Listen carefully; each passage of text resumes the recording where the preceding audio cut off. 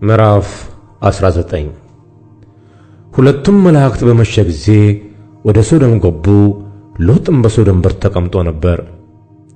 ሎጥም ባያቸው ጊዜ ሊቀበላቸው ተነሳ፣ ፊቱንም ደፍቶ ወደ ምድር ሰገደ። አላቸውም፣ ጌቶቼ ሆይ ወደ ባሪያችሁ ቤት አቅኑ፣ ከዚያም እደሩ፣ እግራችሁን ታጠቡ፣ ነገ ማልዳችሁም መንገዳችሁን ትሄዳላችሁ። እነርሱም በአደባባዩ እናድራለን እንጂ አይሆንም አሉት። እጅግም ዘበዘባቸው። ወደ እርሱም አቀኑ። ወደ ቤቱም ገቡ። ማዕድም አቀረበላቸው፣ ቂጣንም ጋገረ፣ እነርሱም በሉ። ገናም ሳይተኙ የዚያች ከተማ የሶዶም ሰዎች ከብላቴናው ጀምሮ እስከ ሽማግሌው ድረስ በየስፍራው ያለው ሕዝብ ሁሉ ቤቱን ከበቡት። ሎጥንም ጠርተው እንዲህ አሉት፣ በዚህ ሌሊት ወደ ቤትህ የገቡት ሰዎች ወዴት ናቸው? እናውቃቸው ዘንድ ወደ እኛ አውጣቸው። ሎጥም ወደ እነርሱ ወደ ደጅ ወጣ፣ መዝጊያውንም በኋላ ዘጋው፣ እንዲህም አለ።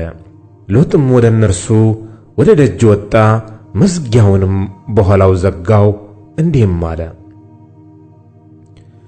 ወንድሞቼ ሆይ ይህን ክፉ ነገር አታድርጉ።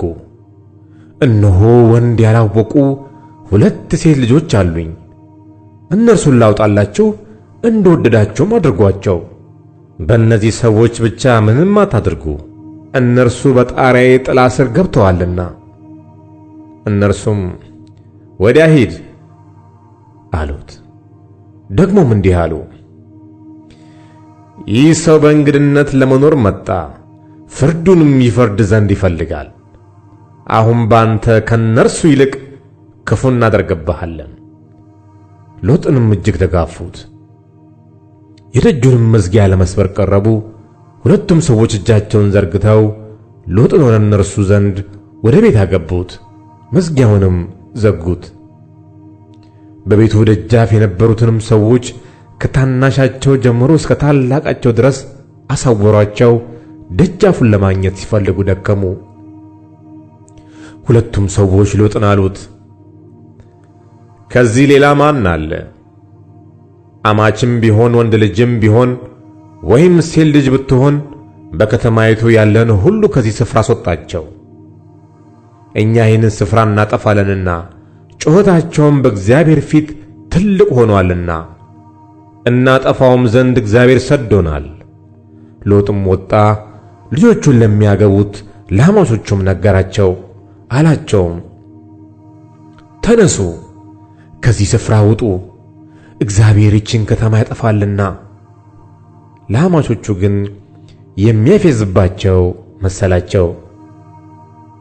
ጎህም በቀደደ ጊዜ መላእክት ሎጥን ተነሳ፣ ሚስትንና ከዚህ ያሉትን 2 ሴቶች ልጆችን ውሰድ፣ በከተማይቱ ኃጢአት እንዳትጠፋ እያሉ ያስቸኩሉት ነበር።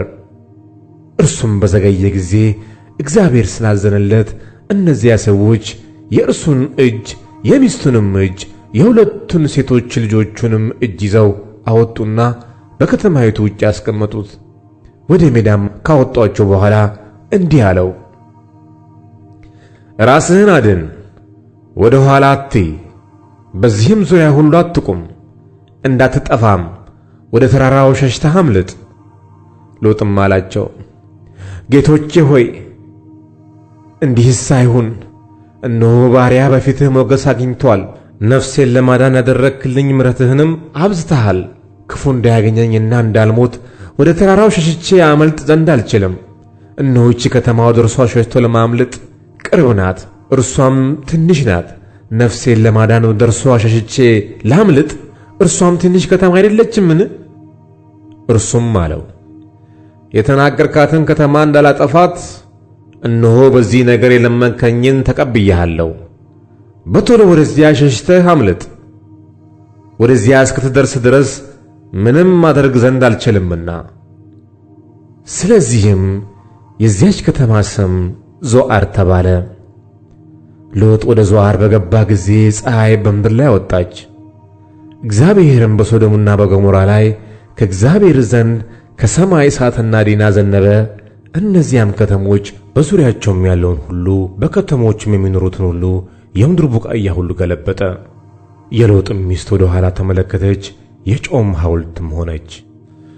አብርሃምም በእግዚአብሔር ፊት ቆሞ ወደ ነበረበት ስፍራ ለመሄድ ማልዶ ተነሣ። ወደ ሶዶምና ወደ ገሞራ በዚያች አገር ወዳለው ምድር ሁሉ ተመለከተ። እነሆም የሀገሪቱ ጢስ እንደ ቶን ጢስ ሲነሣ አየ። እግዚአብሔርም እነዚያን የአገር ከተሞች ባጠፋ ጊዜ አብርሃምን አሰበው።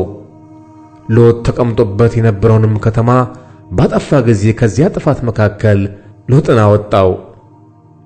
ሎጥም ከዞዓር ወጣ። በዞዓር ይቀመጥ ዘንድ ስለፈራም ከሁለቱ ሴቶቹ ልጆቹ ጋር በተራራ ተቀመጠ። በዋሻ ከሁለቱ ሴቶች ልጆቹ ጋር ተቀመጠ። ታላቂቱም ታናሺቱን አለቻት፣ አባታችን ሸመገለ፣ በምድርም ሁሉ እንዳለው ልማድ ሊገናኘን የሚችል ሰው በምድር ላይ የለም።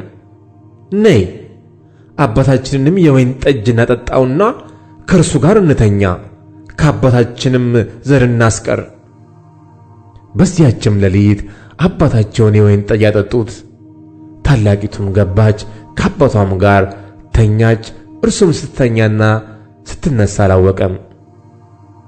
በነጋውም ታላቂቱ ታናሺቱን አለቻት፣ እነሆ ትናንት ከአባቴ ጋር ተኛው፣ ዛሬ ሌሊት ደግሞ የወይን ጠጅ እናጠጣው። አንቺም ግቢና ከእርሱ ጋር ተኚ፣ ከአባታችንም ዘር እናስቀር። አባታቸውንም በዚያች ሌሊት ደግሞ የወይን ጠጅ ያጠጡት። ታናሺቱም ገብታ ከእርሱ ጋር ተኛች። እርሱም ስትተኛና ስትነሣ አላወቀም። የሎጥም ሁለቱ ሴቶች ልጆቹ ከአባታቸው ጸነሱ። ታላቂቱም ወንድ ልጅ ወለደች፣ ስሙንም ሞዓብ ብላ ጠራችው። እርሱም እስከ ዛሬ የሞዓባውያን አባት ነው። ታናሺቱም ደግሞ ወንድ ልጅ ወለደች፣ ስሙንም የወገኔ ልጅ ስትል አሞን ብላ ጠራችው።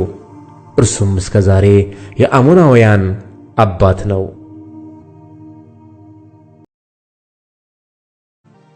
ምዕራፍ 20 አብርሃምም ከዚያ ተነስቶ ወደ አዜብ ምድር ሄደ። በቃዴስና በሶር መካከል ተቀመጠ። በጌራራም በእንግድነት ተቀመጠ። አብርሃምም ሚስቱን ሳራን እህቴ ናት አለ። የጌራራ ንጉሥ አቤሜሌክም ላከና ሳራን ወሰዳት። እግዚአብሔርም ሌሊት በሕልሙ ወደ አቤሜሌክ መጣ፣ እንዲህም አለው፣ እነሆ አንተ ስለ ወሰድሃት ሴት ምውት ነህ፣ እርሷ ባለ ባል ናትና። አቤሜሌክ ግን አልቀረባትም ነበር። እንዲህም አለ፣ አቤቱ ጻድቁን ሕዝብ ደግሞ ታጠፋለህን? እህቴ ናት ያለኝ እርሱ አይደለምን? እርሷም ደግሞ ራሷ ወንድሜ ነው አለች። በልቤ ቅንነትና በእጅ ንጹሕነት ይህንን አደረግሁ። እግዚአብሔርም በሕልም አለው፣ ይህን በልብህ ቅንነት እንዳደረግህ እኔ አወቅሁ። እኔም ደግሞ በፊቴ ኃጢአትን እንዳትሠራ ከለከልሁህ። ስለዚህም ትነካት ዘንድ አልተውሁም። አሁንም የሰውየውን ሚስት መልስ፣ ነቢይ ነውና ስለ አንተም ይጸልያል፣ ትድናለህም። ባትመልሳት ግን አንተ እንደምትሞት ላንተ የሆነው ሁሉ እንዲሞት በርግጥ እወቅ። አቤሜሌክም በነገታው ማለደ፣ ባሪያዎቹንም ሁሉ ጠራ። ይህንም ነገር ሁሉ በጆሮአቸው ተናገረ። ሰዎቹም እጅግ ፈሩ።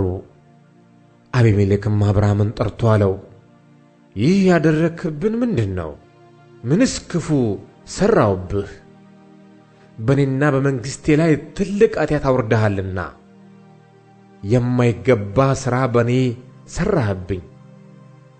አቤሜሌክም አብርሃምን አለው፣ ይህን ማድረግህ ምን አይተህ ነው? አብርሃምም አለ፣ በዚህ ስፍራ እግዚአብሔርን መፍራት በእውነት እንደሌለ ለሚስቴም ሲሉ እንደሚገድሉኝ ስላሰብኩ ነው። እርሷም ደግሞ በእውነት እህቴ ናት፣ የእናቴ ልጅ አይደለችም እንጂ የአባቴ ልጅ ናት፣ ለእኔም ሚስት ሆነች። እግዚአብሔርም ከአባቴ ቤት ባወጣኝ ጊዜ አልኋት፣ በገባንበት አገር ሁሉ ለእኔ የምታደርጊ ወሮታ ይህ ነው። ወንድሜ ነው ብለሽ ስለ እኔ ተናገሪ። አቤሜሌክም በጎችንና ላሞችን አቤሜሌክም እነሆ ምድሬ በፊትህ ናት፣ በወደድከው ተቀመጥ አለ። ሳራንም አላት፣ እነሆ ለወንድምሽ 1000 ሚዛን ብር ሰጠሁት። ያም እነሆ ካንቺ ጋር ባሉት ሁሉ ፊት የዓይኖችሽ መሸፈኛ ይሁንሽ፣ ጽድቅሽ ለሰዎች ሁሉ ተገልጦአልና። አብርሃምም ወደ እግዚአብሔር ጸለየ። እግዚአብሔርም አቤሜሌክን ሚስቱንም ባሪያዎቹንም ፈወሳቸው፣ እነርሱም ወለዱ። እግዚአብሔር በአብርሃም ሚስት በሳራ ምክንያት በአቤሜሌክ ቤት ማኅፀኖቹን ሁሉ በፍጹም ዘግቶ ነበርና።